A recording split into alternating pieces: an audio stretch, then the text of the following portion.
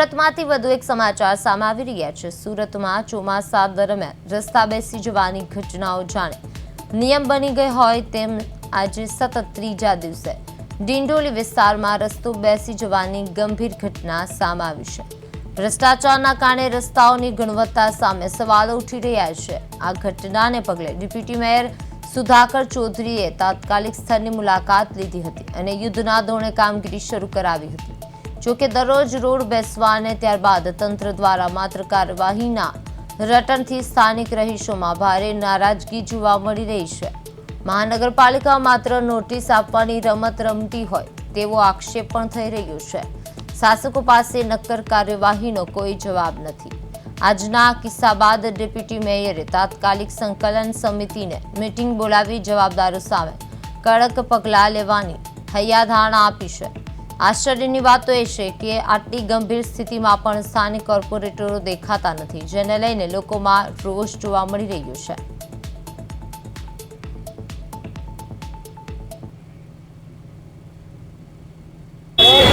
સુરતમાં ફરી એકવાર જે રીતે ત્રીજા દિવસે પણ ભોવા પડવાની ને રોડ બેસવાની ઘટના છે તે યથાવત છે, ત્યારે તે પ્રમાણે જોઈ શકીએ છીએ તેવા દ્રશ્યો અહીં જોવા મળી રહ્યા છે। અને જે રીતની આખી ઘટના અલગ અલગ જગ્યાએ સુરત મહાનગરપાલિકામાં જે પ્રકારે 3 મહિના પહેલાં 3 કરોડના ખર્ચે જે રોડ રસ્તા બનાવ્યા હતા અને જે પ્રકારની કામગીરી અને સવાલો ઉઠી રહ્યા છે, ત્યારે જે રીતે નોટિસનો ખેલ છે તે રમાઈ રહ્યો છે અને આ પ્રમાણેની સ્થિતિ છે તે સીધી જોઈ શકીએ છીએ। ત્યારે હાલ જે પ્રકારે કામગીરી છે તે કરવામાં આવી રહી છે અને જે રીતે જોઈ શકીએ છીએ તેવા દ્રશ્યો ત્યારે અહીં જે પ્રકારે જોઈ શકીએ છીએ તેવા દ્રશ્યો, પરંતુ અનેકવાર આવા ઘટનાઓ સુરતમાં બની છે, પરંતુ સુરતનું મહાનગરપાલિકાનું તંત્ર ફક્ત જે છે તે પોતાને નોટિસ રમે છે। ત્યારે ડેપ્યુટી મેયર સાથે સીધી વાત અધિકારી આવશે ને જાણ કરીએ। હવે અધિકારી કેમ નહીં તમે પહોંચી ગયા, અધિકારી હજી સુધી નથી પહોંચ્યા। આવશે જે તે અને નહીં આવશે તો જવાબદાર અધિકારી પાસે આપણે પગલાં લઈશું। રોડ ખાડા દેખાય છે? કયા ખાડા? રોડ પર ખાડા દેખાય છે આપને? તમે માની રહ્યા છો? હા, ખાડા તો છે જ ને, ક્યાં બેસી નથી? જાય છે દેખાય છે? આ સામે જ છે। હા, તેમ છતાં જે વસ્તુ દેખાઈ રહી છે આપને ખબર છે, એક્શન લેવામાં વિલંબ શા માટે? બિલકુલ બેન, અત્યારે 3 દિવસ પહેલા જે બનાવ બન્યો એનામાં આપણે એક્શન લીધી છે અને આજે જે એક્શન છે? હા સર, નોટિસ તો બતાવો ને, નોટિસ કેમ સમસ્યા થાય છે સર? આ પ્રજાને ઉલ્લુ બનાવો છો? બિલકુલ, આ ઉલ્લુ બનાવવાનો પ્રશ્ન જ નથી। આપણે એક્શન લીધું છે અને આજે બી જે બનાવ બન્યો છે, જે પણ કોન્ટ્રાક્ટર હશે, જે પણ જવાબદાર અધિકારી હશે, અધિકારીઓની ભૂમિકા નથી આવતી? ના અધિકારી બી જે તે અધિકારી જવાબદાર અધિકારી હોય તો એના સામે તો લેશે જ ને। પ્રી મોન્સૂનની કામગીરીમાં કેટલો ખર્ચો થયો? કેટલા રૂપિયા ખર્ચો થયો છે? પ્રી માનસૂનની કામગીરીના સામે જે ખર્ચો થયો છે આપણે જોયો છે। તે વખતે જે વરસાદ પડ્યો, ઉપરવાસમાં બી વધારે વરસાદ હતો, અહીંયા બી વધારે વરસાદ પડ્યો। વરસાદને અહીંયા શું લેવા દેવા? રોડ પર પડે છે ઉપરવાસનો વરસાદ, પણ જ્યારે સ્ટ્રોમની લાઈન જ્યારે બેક થઈ તો પાણી તો ખાડીપુર જેવું આવે જ ને। એન્જિનિયર શા માટે પગાર આપો છો? પગાર ચૂકે છે મહાનગરપાલિકા એન્જિનિયરોને। એટલે એન્જિનિયરે સારી રીતે કામ નથી કર્યા? બિલકુલ, તમે જે કહો છો તમારા સાથે હું સહમત છું। જે પણ અહીંયા આજે બન્યો છે એની ચોક્કસ નોંધ લઈને જે તે જવાબદાર વ્યક્તિ હોય એને આપણે બિલકુલ એક્શનમાં જોઈ લેજો। અધિકારી એમાં અધિકારી ભૂલનો પાત્ર હોય તો એના પર બી એક્શન લેવાશે। આજે જ સંકલન કરીને ખબર પડી જશે તમને સામે। ભ્રષ્ટાચાર લાગે છે સર? બેન, જે બી હોય એ સામે આવશે। આપ સામાન્ય સુરતના નાગરિક તરીકે આપણને ભ્રષ્ટાચાર લાગે છે? તમે પ્રતિનિધિ છો સર? બિલકુલ 100% વાત સાચી છે। ભ્રષ્ટાચાર છે કે નથી એ સામે આવીને આપણે જોઈશું, તપાસ કરવામાં આવશે। કામ કર્યા પછી એને વોટર વર્કિંગ કરી છે કે નથી છે, કેવી રીતે એને પુરાણ કરી છે, એની ચકાસણી થશે। તપાસ કરીને જે ગુનેગાર હશે એના પર સજા મળશે। તો જે રીતે ડેપ્યુટી મેયર છે તે કહી રહ્યા છે કે નોટિસ આપીશું, કાર્યવાહી કરીશું, પરંતુ ફક્ત તેમનો જે લૂલો બચાવ છે તે કરવાની જે કેસેટ છોંટી ગયો હોય છે અને સુરત મહાનગરપાલિકાનું તંત્ર જાણે નોટિસ રમવામાં માટે માહિર હોય છે। ત્યારે આ રીતની ઘટના અહીં આખો જે પ્રકારે સુરતના તમામ લોકોને વિચારતા કરી દેશે તેની વાત કરીશું। સાહેબ શું કહેશો, કઈ રીતની આખી ઘટના બની? ડ્રેનેજ લાઇનનું જે કામ થાય છે ને, સુડામાંથી જે ડ્રેનેજ લાઇન આ લોકો નાખી છે ને, એ આપણી કોર્પોરેશનની બોર્ડર પર પૂરી થઈ છે। એટલે આપણે ત્યાં એ લોકો જે જોઈન્ટ આપ્યું છે ને ત્યાં માટીનું પુરાણના હિસાબે વરસાદના હિસાબે બેસી ગયું છે અને અમે લોકો જીએસબી નાખીને પુરાણ કરીને સરખું પણ કર્યું. એમની પહેલા આની કોઈ કામગીરી કરવા માટે ચોક્કસ કાંઈ ન નીકળે હોય પ્રોપર કઈ રીતે કામ થવું જોઈએ? હા, એ એના માટેની પણ જે ડ્રેનેજ લાઈનનું કામગીરી કરી હોય ને એ કોન્ટ્રાક્ટરને ઓલરેડી સોંપવામાં આવ્યું હોય. આપણે કોન્ટ્રાક્ટર કે એન્જિનિયર કોઈને આમાં જવાબદારી બનશે કે બનશે, નહીં બને? બનશે. પણ બનશે તો શું કાર્યવાહી થશે? એ કાર્યવાહી હવે આના પછી તપાસ કર્યા પછી ખબર પડશે. તપાસના નામે સાહેબ હવે સુરત કંટાળી ગયું છે. આ જોઈ લો તસવીરો, તપાસના નામે કંટાળીને સુરતના લોકોના ટેક્સના પૈસાને આ રીતે જોઈ શકાય છે કે કઈ રીતે સુરતને મૂકી દીધું છે. ત્યારે જોઈ રહી છે કે સુરતની એક ઘટના નથી, આવી અનેકો ઘટના છે અને તેમાં આ પ્રકારની સ્થિતિ છે તે જોઈ શકાય છે.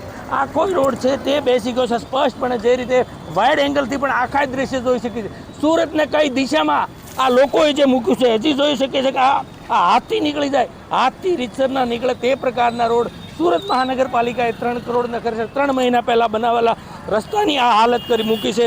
એટલે ચોક્કસથી આ સુરત નગરળ તંત્રને કોઈ કહેવાવાળું ન હોય તે રીતે બિંદાસપણે કરોડો રૂપિયાનું આંધણ કરી રહ્યા છે અને તપાસના નામે અને ખાસ કરીને નોટિસનો ખેલ છે તે અહીં કરવામાં આવી રહ્યો છે. અને જે રીતે જોઈ શકીએ છીએ તેવા દ્રશ્યો આ પ્રમાણે અહીં અત્યારે તાબડતોબ મહાનગરપાલિકાનું તંત્ર છે તે સામે આવ્યું છે. પરંતુ જે રીતેના દ્રશ્યો અને જે રીતે તસવીર જોઈ શકીએ છીએ તે મુજબ મહાનગરપાલિકાનું તંત્ર ક્યાંક ને ક્યાંક જે રીતું આખું ઘટનામાં ફેલ ગયું હોય તેવા દ્રશ્યો છે તે જોવા મળી રહ્યા છે.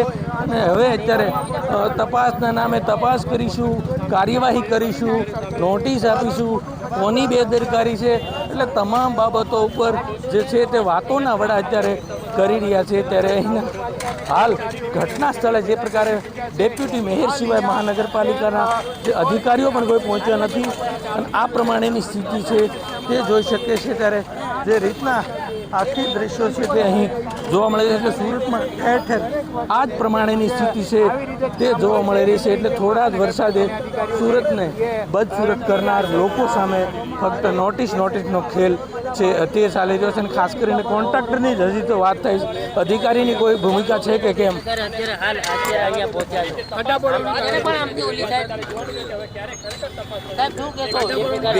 બે મહિના પહેલાં જ આ ડ્રેનેજનો લાઇનનું કામ થયું હતું. વરસાદ પહેલાં જ 2 મહિના પહેલાં એનું કામ ચાલુ થયું, વરસાદ પહેલાં એનું કામ પૂરું થયું છે. માટી સેટલમેન્ટમાં ડ્રેનેજ લાઇન અહીંયા બેઠી છે, પણ જે વસ્તુ છે એ સારી નથી. એના માટે જે કોન્ટ્રાક્ટરે આ કામ કર્યું હશે, જે અધિકારી એના સાથે હશે, જવાબદાર અધિકારી હશે, એના સામે આ તપાસ દરમિયાન પગલાં લેવામાં આવશે.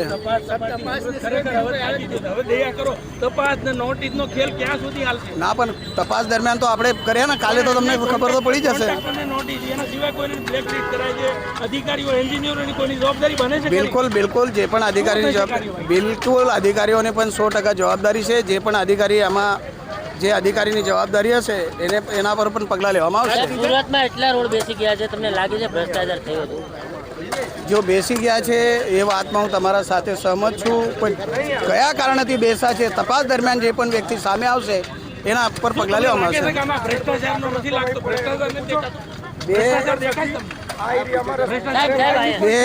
બે મહિના પહેલા જ આ ડ્રેનેજ લાઈન નાખી છે.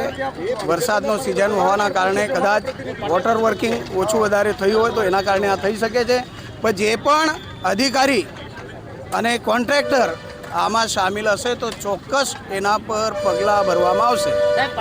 બે રીતની વાત છે અને ખાસ કરીને જે રીતે ડેપ્યુટી જે મેયર છે તે અત્યારે જણાવી રહ્યા છે અને જે પ્રકારેની અત્યારે તાબડતોબ જે સુરત મહાનગરપાલિકાના તંત્રએ કામગીરી છે તે હાથ ધરી છે. પરંતુ મહત્વની વાત છે કે આ પ્રમાણેની સ્થિતિ છે તે સુરતના અલગ અલગ વિસ્તારોમાં ઠેર જોવા મળી રહી છે. જ્યારે આ રીતે જોઈ શકીએ છીએ કે ત્યાં રસ્તા પાસે ડિનોલીમાં આ રીતની જે સ્થિતિ છે તે જોવા મળી રહી છે. ત્યારે અહીંના લોકો સાથે પણ વાત કરીશું અને ખાસ કરીને આ પ્રકારની સ્થિતિ છે તે જોઈ શકીએ છીએ. ત્યારે જોઈ શકીએ છીએ તેવા દ્રશ્યો. શું કહેવું છે લોકોનું પણ વાત, શું કહેશો? આ રોડ જે રીતે બેસી ગયો છે શું કહેવું છે તમારું? આ રોડ બેસી જ ગયેલો છે, બધા ખડા પડી ગયેલા છે, કોને શરીરને મોતને ખતરો છે. બોલો. બિલકુલ, બીજા લોકો સાથે વાત, શું કહેશો? તમને લાગે છે કે આ ભ્રષ્ટાચારમાં આખો રોડ બેસી ગયો? હવે ઈલાજ એ લોકોનું થાય છે જે અંધરો હોય, જેણે આંખ બંધ કરેલી છે એ લોકોનો ઈલાજ ન થાય. 15 થી 20 દિવસ અગાઉ ત્યાં પણ રસ્તો આવી રીતે જ થયું હતું, ત્યાં પણ કંઈ નથી થયું. જનતાને અવર જવર માટે તકલીફ થાય છે. અહીંયા પણ ખાલી ખાના પૂર્તિ કરે છે આ લોકો. તમે એમને પૂછો કે આગળ રસ્તો આવી રીતે ખાડો ન પડે એ વિશે શું વિચારે છે તેઓ, એમની મારફત તમે જણાવો જનતાને શું થાય છે. મેં 4 વખત એમણે પૂછ્યું, તેઓ જવાબ નથી આપતા. બીજા પણ આ એરિયામાં 3 બીજા કોર્પોરેટરો છે, તે લોકો પણ ગાયબ છે. આ ખાલી ધ્યાન ભટકાવવા માટે આવ્યા છે કે નેતા અહીંયા ઉપસ્થિત છે, કામ કરાવે છે. બાકી અહીંયા 5 મિનિટ તમે નીકળશો, ભાઈ ગાયબ. પણ અહીંના કોર્પોરેટરો તમે કોઈ સ્થાનિકોએ શું કહેશો, કઈ રીતે તમે એને વોટ આપ્યા છે ત્યારે આ રીતે સુરતને મૂકશે? તમામ જગ્યાએ આખા સુરતમાં આવી સ્થિતિ છે, તમારા કોર્પોરેટરો ક્યાં છે, શું કરે? આ લોકો અનકોન્ટેક્ટેબલ હોય છે. આમ જનતા પોતાનું કામ કરે કે ભાઈને પકડવા ઘૂમે. ભાઈની ઓફિસે જાઓ તો ત્યાં ચમચાઓ બેઠાડીને મૂક્યા છે કે સાહેબ નથી, સાહેબ નથી. સાહેબ આવી કંઈ ઘટના બને ત્યારે મીડિયા માટે આવે છે કે નહીં અમે ઉપસ્થિત છે. અમારે ક્યાં કરવું? અમારે કામ કરવું કે ભાઈને પકડવું? ભાઈને દેખાય મેં 4 વખત ટ્રાય કર્યું પૂછવાનું, પણ તેઓ નથી જવાબ આપતા. શાંત રહો એવું કરીને ટાલે છે. બિલકુલ. તો ક્યાંક ને ક્યાંક જે રીતે જોવા જાય છે એટલે સુરતનું મહાનગરપાલિકાનું તંત્ર આખું જે છે તે ફેલ થયું છે. પરંતુ જે રીતેના તસવીરો સામે આવી રહી છે અને જે રીતે જોઈ શકીએ છીએ તેવા દ્રશ્યો, એટલે સુરતમાં ઠેર ઠેર આ પ્રમાણેની સ્થિતિ છે તે જોવા મળી રહી છે. અને સુરતમાં જે રીતની આખી ઘટના બને છે એટલે અલગ અલગ જગ્યાઓ પર આ પ્રમાણે જોઈ શકીએ છીએ તેવા દ્રશ્યો. ત્યારે મહત્વની વાત છે ને, ખાસ કરીને commissioner Surat, commissioner mister Nagarajan તમે જુઓ, ગ્રાઉન્ડ ઉપર જુઓ, ફક્ત નોટિસનો ખેલ. મેયર તમે જુઓ, મેયર આ તસવીરો જુઓ સુરતનું, તમારું સ્માર્ટ સુરતને કઈ દિશામાં તમામ આ કોના પાપે સુરતને મૂકી દીધું છે આવી રીતે? શું ભ્રષ્ટાચારના નથી આ રસ્તા? વરસતા થોડા વરસાદ આવી થાય ત્યારે મેયર, કમિશનર, સ્ટેન્ડિંગ કમિટી હોય કે તમામ અહીંના કોર્પોરેટરો તમે જુઓ એકવાર. અને અત્યારે તમે જ્યારે લોકોના જે રીતે તમને હોશે મત આપે છે, અત્યારે કોર્પોરેટરો પણ અહીંયા દેખાતા પણ સુદ્ધા નથી. એટલે શું તમારે જીત અને ફક્ત જે મલાઈ માટે જ તમે બન્યા છો નેતાઓ? તમારી પણ કંઈક જવાબદારી આવે છે. સામાન્ય ગરીબ વર્ગના લોકોના ટેક્સના પૈસાથી આખું ચાલે છે. ત્યારે જુઓ હવે સુરતને તમે કઈ રીતે, કઈ દિશામાં લઈ જઈ રહ્યા છો? જરાક વિચાર કરો, તમારી અંતર આત્માને પૂછો, કઈ રીતે તમે સુરતને મૂકી રહ્યા છો? એટલે અનેક આવી ઘટનાઓ બાદ સુરતનું તંત્ર સુધરવાનું નામ નથી રહ્યું. ત્યારે હવે લોકોએ પણ આક્રોશ ઠાલવી રહ્યા છે કે સ્થાનિક જે અહીંના જે રીતે અધિકારીઓ કે કોર્પોરેટરો ફરકતા નથી, ત્યારે રોજ ચોક્કસ દેખાઈ રહ્યો છે. કેમેરામેન અજય કુમાર સાથે અરવિંદ રાઠોડ, વિદેશ 24 ગુજરાતી, સુરત. સતત ત્રીજા દિવસે સુરતમાં રોડ બેસી ગયોની ઘટના સામે આવી રહી છે. ભ્રષ્ટાચારના કારણે સુરતના રસ્તા જોખમી બની ગયા છે. ડેપ્યુટી મેયર સુધાકર ચૌધરી સ્થળ પર પહોંચ્યા હતા અને ત્યારબાદ જવાબદારો સામે કાર્યવાહીની ફરીવાર હૈયાધારણા કરવામાં આવી હતી. સુરત ડિંડોલીમાં રસ્તો બેસતા તંત્રની દોડધામ મચી ગઈ છે. સતત ત્રીજા દિવસે આ ઘટના છે એ બની છે. ભ્રષ્ટાચારના કારણે સુરતના રસ્તા પર જોખમી બની રહ્યા છે.